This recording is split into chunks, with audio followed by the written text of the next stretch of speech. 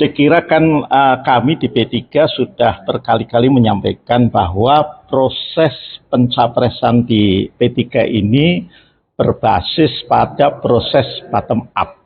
Artinya kami mendengarkan aspirasi dari struktur, dari konstituen akar rumput partai terkait dengan siapa yang seyogianya diusung oleh P3 dalam Pilpres 2024 yang akan datang.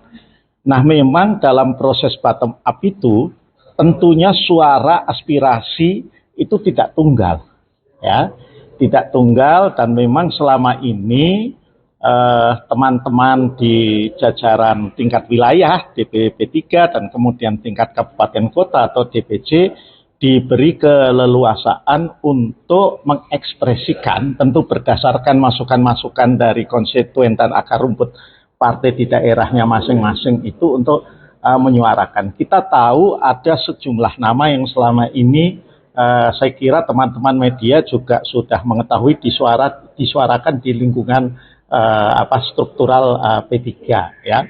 Yang pertama tentu Mas Ganjar Pranowo, ya. Ini memang di dalam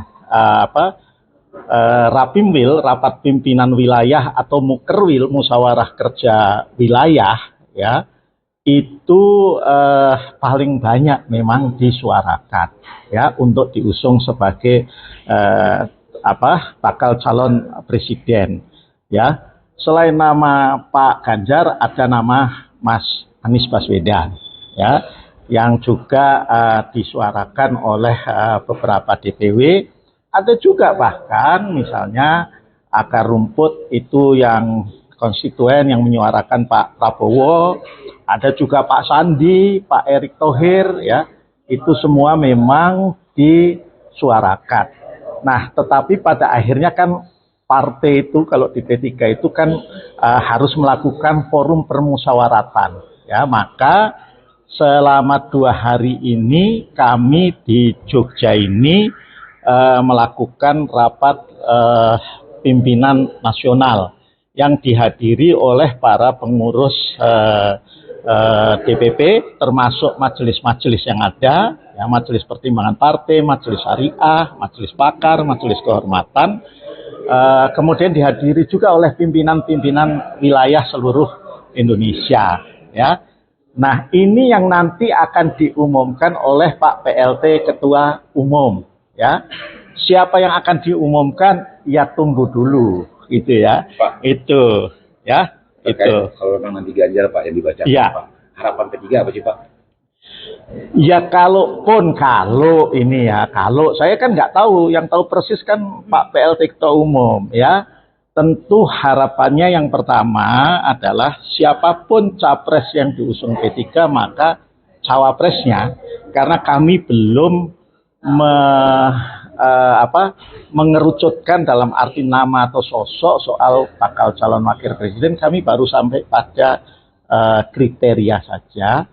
Maka kriterianya kalau di P3 memang menginginkan, ya, agar pola-pola pakem yang selama ini khususnya setelah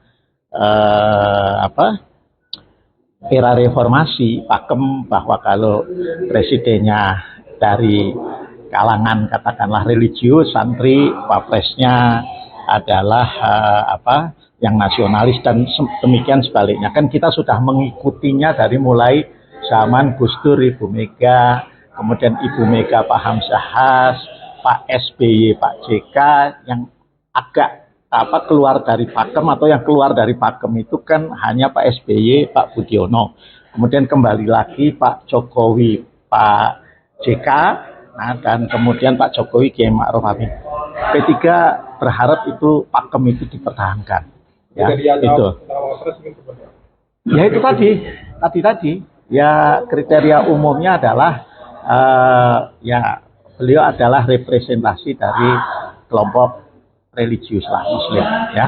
Selebihnya detailnya nanti Pak Ketua Umum, gitu, ya, Pak Ketua Umum nanti detailnya. Capres yang akan diumumkan juga akan hadir, Pak. Nah, saya belum tahu persis akan seperti itu. Kenapa Ya. dipilih momennya sekarang, Pak? Kenapa cepat sekali gitu? Kenapa?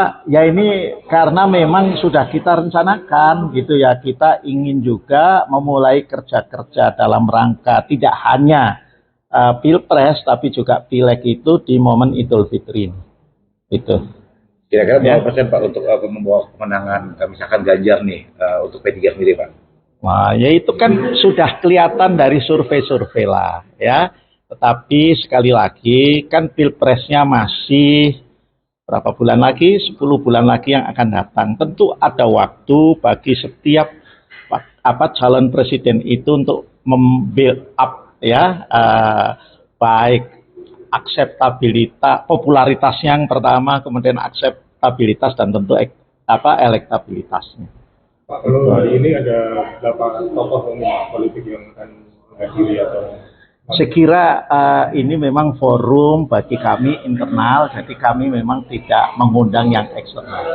Gitu, ya, itu nanti pada saatnya kan ada yang forum yang dimana itu akan lebih luas lagi. Pak, jadi Ya. siapapun capres yang akan diumumkan nanti diharapkan juga bisa membawa kemenangan P3 untuk pemilu gitu ya, Pak? Tentulah setiap partai politik termasuk P3 ingin agar Pilpres itu menambah elektabilitasnya di Pileg, bukan malah menurunkan kinerja Pilegnya. Ya, itu yang kita harapkan. Nah, untuk itu karena memang P3 itu sebagai partai yang tadi saya katakan prosesnya bottom up, kan pasti tentu ada teman-teman ya kok bukan yang kami pilih. Kami harus kemudian menyikapi ini dengan bijak lah menjelaskan ya. Yang akan diumumkan sudah dibicarakan dengan KIP juga Pak, dengan partai Golkar dan PAN. Iya, itu nanti coba ditanyakan sama Pak PLT Ketua Umum aja ya, karena itu udah tingkatannya para ketua umum untuk para dewa. Itu ya. Terima kasih, Pak. Oke, makasih ya. Tunggu ya.